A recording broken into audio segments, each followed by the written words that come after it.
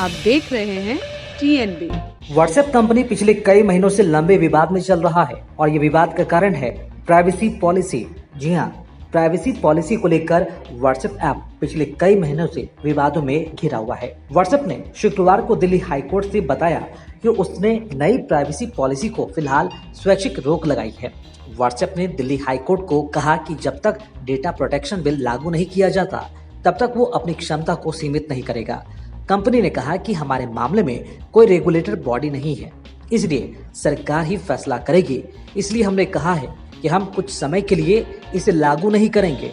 इसका मतलब यह हुआ कि जिन यूजर सुविधाओं का लाभ ले रहे हैं वो फिलहाल चलता रहेगा। आपको बता दें कि कंपटीशन कमीशन ने व्हाट्सएप के नए प्राइवेसी पॉलिसी को लेकर जांच का आदेश दिया था। बता दें कि 30 जुलाई को इसकी अगली सुनवाई होने वाली है। दरअसल हाईकोर्ट ने व्हाट्सएप से पूछा कि आपके खिलाफ आरोप लगाया गया है कि आप डेटा एक साथ जमा कर दूसरों को देना चाहते हैं, जो कि आप दूसरी पार्टी की सहमति के बिना नहीं कर सकते। आरोप ये भी है कि भारत के लिए आपके पास एक अलग पैमाना है। क्या भारत और यूरोप के लिए अलग अलग नीति है? कंपनी ने कहा कि मैंने भरोसा और प्रतिबद्धता जताई है कि संसद से कानून आने तक मैं कुछ नहीं करूंगा।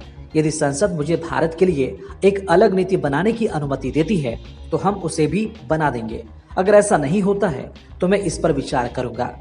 CCI उस नीति की जांच कर रहा है। अगर संसद मुझे डेटा साझा करने की अनुमति देती है तो CCI कुछ नहीं कर सकता। बता दें कि दिल्ली हाईकोर्ट ने व्हाट्सएप और उसकी पेरेंट कंपनी फेसबुक की एक याचिका पर सुनवाई चल रही थी। इसमें व्हाट्सएप की नई प्राइवेसी पॉलिसी के खिलाफ CCI की जांच में हस्तक्षेप करने से इनकार कर दिया था।